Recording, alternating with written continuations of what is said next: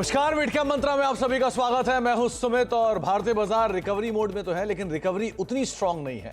अभी भी भारतीय बाजारों में रिकवरी के बावजूद भी थोड़ा सा प्रेशर देखने को मिल रहा है और करीब करीब 237 अंकों की गिरावट है। निफ्टी निचले 100 से संभला जरूर, लेकिन संभलने के बाद भी 250 अंकों के आसपास का फॉल दिखा रहा है। सेंसेक्स में भी थोड़ा सा फॉल है। निफ्टी बैंक सबसे ज्यादा रिकवर करके गया, वहां पर रिकवरी एक समय में हरे निशान पे भी लिया है, लेकिन अभी भी 1/4% के आसपास की गिरावट है। And likewise mid cap index, small cap index भी लोअर लेवल से रिकवर हुए, लेकिन फिर भी 3/4% की गिरावट मिड कैप इंडेक्स में और 0.5% नीचे स्मॉल कैप इंडेक्स भी सो फार कामकाज करता हुआ दिखाई पड़ रहा है। तो मार्केट रिकवरी मोड में है, लेकिन स्टिल अभी भी जो एडवांसेस हैं वो 800 साढ़े 800 ही रह गए और डिक्लाइंस जो हैं वो वापस बढ़ने शुरू हो गए। 1400 डिक्लाइन थे, अब 15 साढ़े 1500 के आसपास के डिक्लाइन सो फार मार्केट्स में देखने को मिल रहे हैं। तो ओवरऑल मार्केट में रिकवरी मोड है, लेकिन फिर भी प्रेशर जरूर देखने को मिल रहा है। बातचीत करेंगे कई सारे स्टॉक्स, खबरों पर, लेकिन पहले रुक कर लेते हैं हेडलाइंस का। कमजोर ग्लोबल संकेतों से भारतीय बाजारों में तेज गिरावट। निफ्टी करीब 1% फिसला। आईसीआईसीआई बैंक, एलएनटी, आरआईएल और टीसीएस ने बनाया सबसे ज्यादा दबाव। मिड कैप और स्मॉल कैप में भी गिरावट ज्यादा। डर का इंडेक्स इंडिया विक्स 7% चढ़ा। मेटल, रियल्टी और कंपनियों में तगड़ी बिकवाली। तीनों सेक्टर करीब 2.5% फिसले। मेटल में नाल्को, टाटा स्टील, ऑटो में Maruti, Escorts, Kubota, Tata Motors 3% से ज्यादा गिरावट।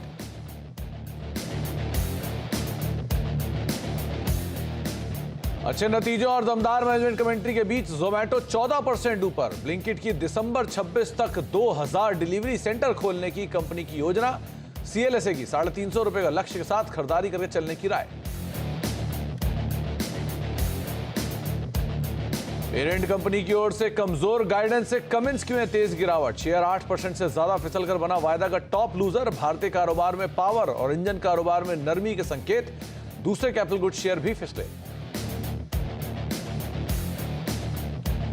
और आज से खुला इलेक्ट्रिक 2 व्हीकल मैन्युफैक्चरर ओला इलेक्ट्रिक का आईपीओ। 72 से 76 रुपए प्रति शेयर के बीच है प्राइस बैंड। अब तक करीब 20% भरा इशू। कर्मचारियों के बीच जोरदार उत्साह।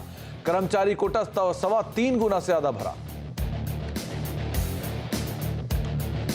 घर खरीदारों के लिए अच्छी खबर। न्यू हाउसिंग स्कीम का बढ़ सकता है दायरा। क्रेडिट लिंक सब्सिडी की रकम 45 से 50 लाख रुपए कर सकती है सरकार। सूत्रों के हवाले से एक्सक्लूसिव खबर।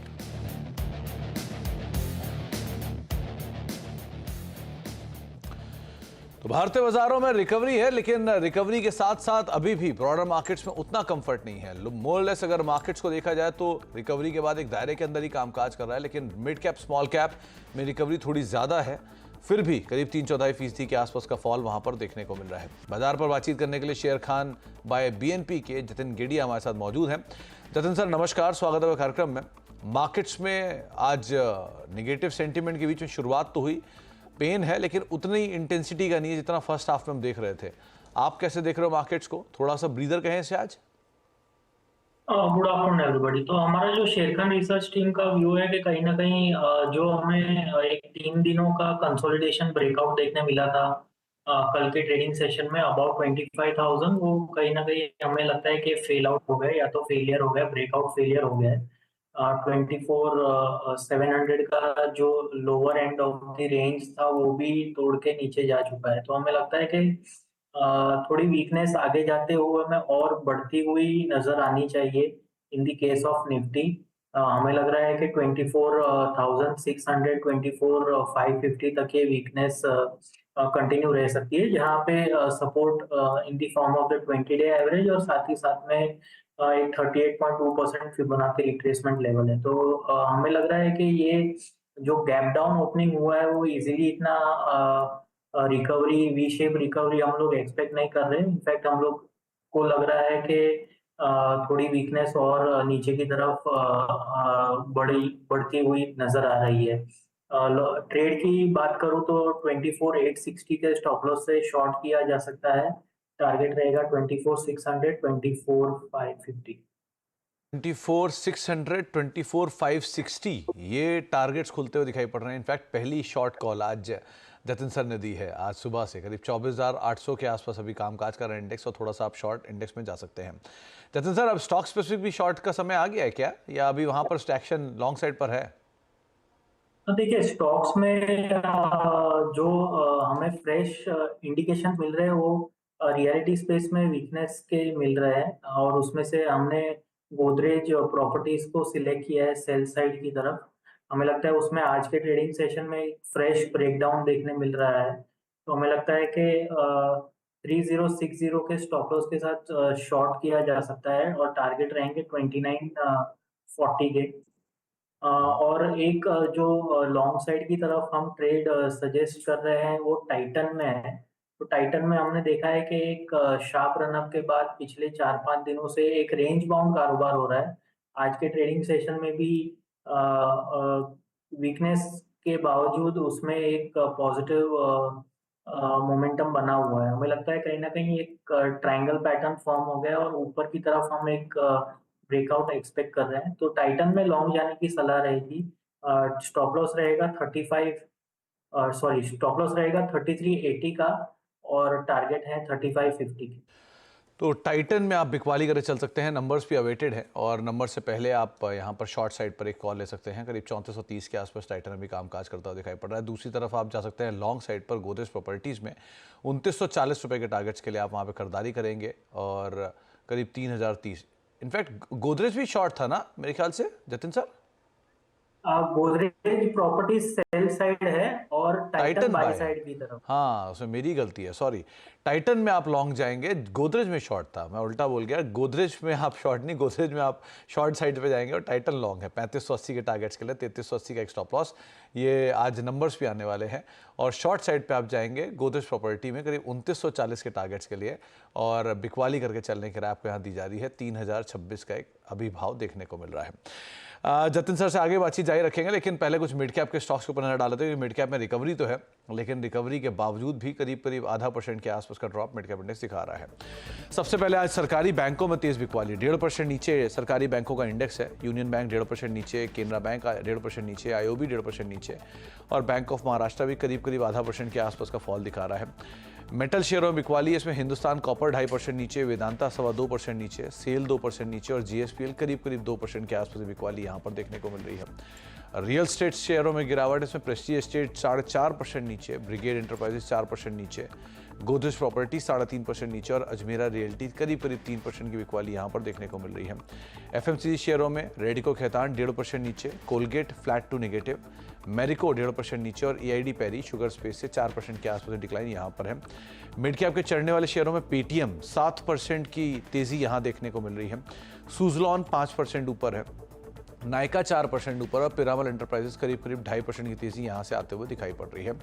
इसके अलावा मिड कैप गिरने वाले शेयरों में कमिंस करीब 8% नीचे है, स्कॉट्स कोबूटा 5% नीचे, प्रेस्टीज एस्टेट 4.5% नीचे और ओरेकल करीब 3.5% के आसपास डिक्लाइन यहाँ से भी आता हुआ दिखाई पड़ रहा है। जतिन सर, एक कमिंस के ऊपर नजर डालिए, 8% की बिकवाली है, यहाँ क्या किया जाए? देखिए, ओवरऑल ये जो एमएनसी कैपिटल गुड स्पेस है या तो इंजीनियरिंग स्पेस है, उसमें कहीं ना कहीं एक वीकनेस लग रहा था। आज के ट्रेडिंग सेशन में हमें क्यूमिंस में दिख रहा है, लेकिन प्रीवियस ट्रेडिंग सेशन से हमें सीमेंस में भी दिख रहा था। तो कहीं ना कहीं ये जो एमएनसी वाली कंपनीज है जो कैपिटल गुड स्पेस में है, उसमें वीकनेस ऑलरेडी पहले से थी। काउंटर ट्रेंड पुल बैक चल रहा था, ये डाउन ट्रेंड की तरफ फिर से आ गए हैं। तो हमें लगता है कि अगर जो क्यूमिंस की बात करूं तो हमें लगता है कि अराउंड 3400 3380 तक ये जो वीकनेस है वो कंटिन्यू रह सकती है ऑन दी डाउन। जी, तो थोड़ी सी शायद वीकनेस और प्रिवेल करते हुए दिखाई पड़ सकती है। अब कुछ और इंपॉर्टेंट खबरों की तरफ रुख कर लेते हैं, जहां पर लाइफ इंश्योरेंस और हेल्थ इंश्योरेंस पॉलिसी के प्रीमियम पर जीएसटी हटाने के लिए सरकार पर दबाव बढ़ता जा रहा है। केंद्रीय मंत्री नितिन गडकरी के बाद अब तृणमूल कांग्रेस ने लाइफ इंश्योरेंस और हेल्थ इंश्योरेंस पॉलिसी प्रीमियम पर जीएसटी हटाने की मांग है। इस बारे में और बातचीत कर लेते हैं, लक्ष्मण जी हमारे साथ मौजूद भी है। लक्ष्मण जी, ये लगातार विरोध बढ़ रहा है पिछले इस पूरे हफ्ते में, जहाँ इसकी शुरुआत नितिन गडकरी साहब के उस लेटर के बाद से, फिर तृणमूल, ममता बनर्जी, लेफ्ट पार्टीज पूरा इस पर वॉकआउट भी कर रहे हैं। तो पूरा मामला एक्चुअल में है क्या, ये जो इतना तूल पकड़ रहा है धीरे धीरे? देखिए, बिल्कुल आपने सही कहा कि अब लाइफ इंश्योरेंस पॉलिसी के प्रीमियम पर, हेल्थ इंश्योरेंस पॉलिसी के प्रीमियम पर जीएसटी की दरें घटाने का दबाव लगातार बढ़ रहा है। चूंकि ये मामला अब राजनीतिक रंग ले चुका है, तो ऐसे में केंद्र सरकार और दोनों सभी राज्य सरकारें इस पर विचार करने के लिए बाध्य हो सकती हैं। और अभी ताजा हालात ये हैं कि तृणमूल कांग्रेस की तरफ से इस मांग को उठाया गया। तृणमूल कांग्रेस के सांसद ने स्थगन प्रस्ताव इस मुद्दे पर लोकसभा में पेश किया, उसका नोटिस दिया, और इस मुद्दे पर जब बातचीत करने के लिए बहुत ज्यादा बात रखने का मौका नहीं दिया गया, तो तृणमूल कांग्रेस के सांसद वहां से वॉकआउट कर गए लोकसभा से। और इससे पहले वरिष्ठ कैबिनेट मंत्री नितिन गडकरी खुद वित्त मंत्री को चिट्ठी लिख चुके हैं कि जीएसटी की दरें हटनी चाहिए, जीएसटी खत्म करनी होनी चाहिए, हेल्थ इंश्योरेंस पर, लाइफ इंश्योरेंस पर।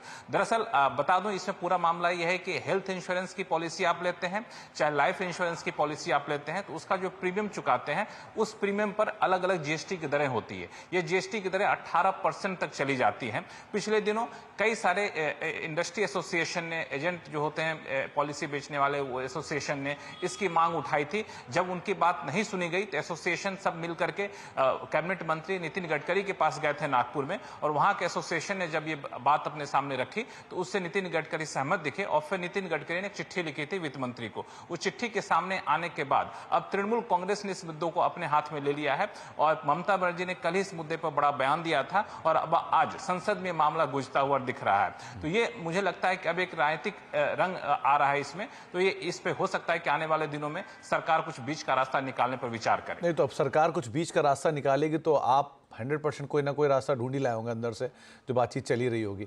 तो क्या इनपुट्स आपके पास हैं सरकारी खेमे से? देखिए, बिल्कुल, जब ये मामला राजनीतिक तूल पकड़ता दिखा, तो मैंने वित्त मंत्रालय के अपने सूत्रों से बातचीत की, तो वहां पे 3 बातें निकल कर सामने आई, जो तीनों बातें मुझे लगता है कि ये अब तक के डेवलपमेंट के आधार पर है। पहली बात तो ये कि उनका मानना है कि ये विरोध महज एक राजनीतिक विरोध है। सामने आकर के राजनीतिक तौर पे, राजनीतिक प्लेटफॉर्म पे जीएसटी की दरें घटाने या हटाने की मांग तो करते हैं, लेकिन जब भी कोई मामला जीएसटी की दर हटाने या घटाने का आता है जीएसटी काउंसिल की बैठक में, तो सबसे पहला विरोध राज्य सरकारें ही करते हैं, क्योंकि उनको इससे काफी ज्यादा राजस्व का नुकसान होता है। तो जीएसटी काउंसिल की बैठक में जब तक राज्य सरकार इस पर सहमत नहीं होंगे, तब तक इस पर कोई फैसला लिया जाना संभव नहीं होगा। दूसरी महत्वपूर्ण बात यह है कि अब खुद जीएसटी का रेशनलाइजेशन कमेटी बैठी हुई है, जो जीएसटी के दरों में बदलाव करने पर विचार कर रही है। 3 दरें होनी चाहिए, इस पर विचार कर रही है। वहां पे जाहिर तौर पे अलग अलग सर्विस पे, अलग अलग गुड्स पे जीएसटी की दरों में बदलाव होगा, कहीं बढ़ेगा, कहीं घटेगा। तो वहां पे ये मुद्दा विचार के लिए आएगा, तब इस पर जीएसटी की कमेटी जो है वो विचार करेगी, फिर अपनी सिफारिश देगी, फिर जीएसटी काउंसिल इस पर अपना फैसला लेगा। तो ये कुल मिला के अभी है, तत्काल कोई फैसला लिया जाएगा, मुझे उसकी संभावना कम दिख रही है, जब तक कि रेशनलाइजेशन कमेटी अपनी सिफारिश नहीं कर देती। तो बहुत बहुत शुक्रिया लक्ष्मण जी, तमाम डिटेल्स हमसे शेयर करने के लिए, और उम्मीद लगाते हैं जैसे जैसे डेवलपमेंट्स में और बढ़ेगा आप और डिटेल लेकर आएंगे। लेकिन अभी के लिए फिलहाल बहुत बहुत शुक्रिया हमारे साथ मौजूद रहने के लिए, एक खबरों पर बातचीत करने के लिए। एक ब्रेक का वक्त हो गया है, ब्रेक के बाद लौटेंगे। लक्ष्मण जी से तो बातचीत की हमने, लेकिन कुछ और अहम खबरें भी हैं, कुछ और अहम न्यूज़ फ्लोज भी हैं, उन सब पर भी बातचीत करते हैं छोटे से ब्रेक के उस पार। मार्केट्स रिकवरी मोड पे है, तो बाजार में रिकवरी तो है, लेकिन अभी मिड कैप स्मॉल कैप में ज़्यादा बेटर सिचुएशन सो फार देखने को मिल रही है। आगे बातचीत करेंगे मार्केट्स पे, लेकिन पीवीआर आइनॉक्स ने आज से अहमदाबाद में 9 स्क्रीन वाला मल्टीप्लेक्स खोला है। गुजरात में अब पीवीआर आइनॉक्स के 29 प्रॉपर्टी में 140 स्क्रीन हो गए हैं। इस मौके पर कंपनी के सीओओ विशाल आनंद से एक्सक्लूसिव बातचीत की हमारे संवाददाता केतन जोशी ने, आपको सुनवाते हैं। सर बताइए, आज जो अहमदाबाद में 9 स्क्रीन वाला मल्टीप्लेक्स खोला है, तो अहमदाबाद समेत गुजरात में कितने स्क्रीन हो गए और कितनी दर्शकों की कैपेसिटी है अब? ये हमने 9 स्क्रीन का मल्टीप्लेक्स खोला है पैलेडियम मॉल में, और इसके साथ में गुजरात में हमारा प्रेजेंस 29 प्रॉपर्टीज में 140 स्क्रीन्स के साथ में करीब 28,500 सीटिंग कैपेसिटी हमने बिल्ड किया है यहाँ पे। अगर हम पैन इंडिया की बात करें तो अब हम कहाँ तक पहुंचे हैं? तो पैन इंडिया की अगर मैं बात करूं, एज ऑन डेट हमारे पास में 359 लोकेशंस हैं, जिसपे 1752 स्क्रीन्स हैं और 3,60,000 सीटिंग कैपेसिटी हमने बिल्ड किया है। और ऑन एन एवरेज हम 5 शो चलाते हैं, तो करीब करीब हम 18 लाख लोगों को डेली वेलकम कर सकते हैं अपने सिनेमाज में। जहां पर सर हम खड़े हैं, ये प्रॉपर्टीज की क्या स्पेशलिटी है? क्योंकि सीट तो देख रहे हैं कि आम से थोड़ी खास दिख रही है, तो यहाँ पर किस तरह का आप एंटरटेन करेंगे दर्शकों का? ये खास से खास है। इनफैक्ट अगर जिस जगह पे हम खड़े हैं, इसको हम लोग लक्स फॉर्मेट बोलते हैं। तो इस प्रॉपर्टी की खासियत ये है कि हमारे यहाँ पे एक आईमैक्स स्क्रीन है, जो फर्स्ट है गुजरात की आईमैक्स स्क्रीन, और 2 लक्स स्क्रीन्स हमने बनाए हैं, जिसका आप विजुअल्स देख रहे हैं। जिस तरह से ऑप्युलेंस हमने, जिस तरह से ग्रैंडर, लग्जरी हमने कंज्यूमर्स को ऑफर किया है, ये फर्स्ट ऑफ इट्स काइंड है पूरे गुजरात के लिए। तो हमें लगता है कि गुजरात एक बहुत बड़ा मार्केट है। एक जो कंज्यूमर जो सेगमेंट है, जो लग्जरी को पसंद करता है और जिसका कैपेसिटी है, उसके लिए ये हमने 2 फॉर्मेट स्क्रीन्स डाले हैं यहाँ पे।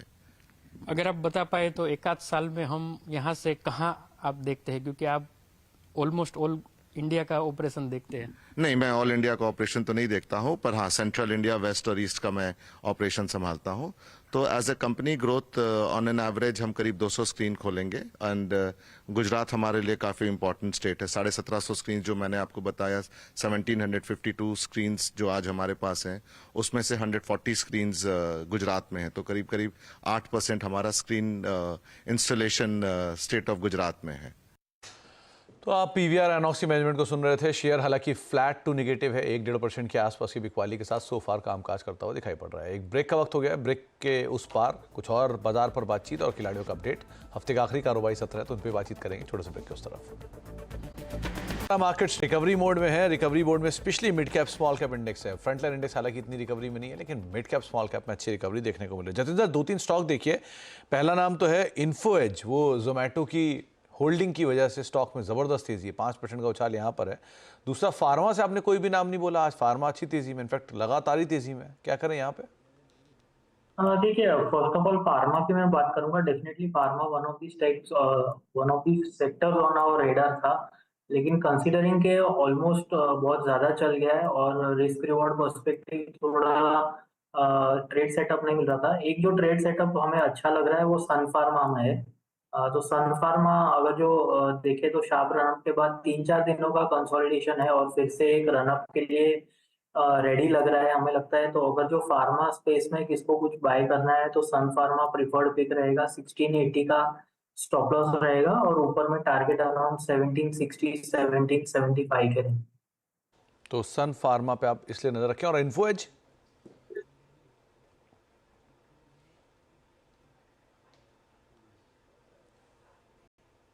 जतिन सर, इन्फो एज जी।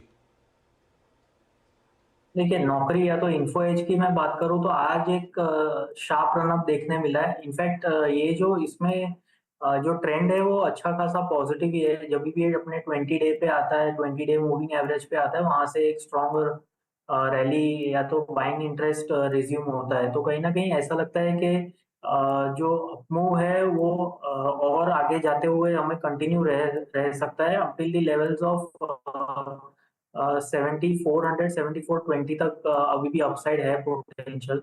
तो करंट लेवल से लॉन्ग करने की अगर जो किसको लॉन्ग करना है तो 7100 का एक स्टॉप लॉस लगा के लॉन्ग किया जा सकता है। ट्रेंड अभी भी intact on the upside, up trend positive है, मतलब इंटैक्ट है। इसके लिए लॉन्ग साइड की तरफ ट्रेड लिया जा सकता है। तो इन्फो एज लॉन्ग साइड की तरफ ट्रेड लिया जा सकता है। बहुत बहुत शुक्रिया जतिन सर हमारे साथ मौजूद रहने के लिए, बाजार पर बातचीत करने के लिए और सभी शेयरों पर अपनी राय रणनीति हमसे शेयर करने के लिए। शॉर्ट कॉल जतिन सर ने आज दी है मार्केट्स को लेकर। खिलाड़ियों का अपडेट भी देख लेते हैं। हफ्ते का आखिरी कारोबारी सत्र है। 3 खिलाड़ी जो हमारे साथ इस हफ्ते मौजूद रहे हैं उनमें पंकज सो फार लीड कर रहे हैं, 12% का पॉजिटिव रिटर्न। रूपक का रिटर्न करीब करीब 9% के आसपास का है और अरुण का रिटर्न रफली 4.5% के आसपास सो फार देखने को मिल रहा है। एक ब्रेक का वक्त है और ब्रेक के उस पार आज हम नो योर कंपनी में बातचीत करने वाले हैं। राइट्स के CMD राहुल मित्तल सर हमारे साथ मौजूद होंगे। कुछ ही देर में नंबर्स के ऊपर, बाकी डिटेल के ऊपर बातचीत करने के लिए छोटे से ब्रेक के उस पार उनसे चर्चा करेंगे। फिलहाल के लिए इतना ही। नमस्कार।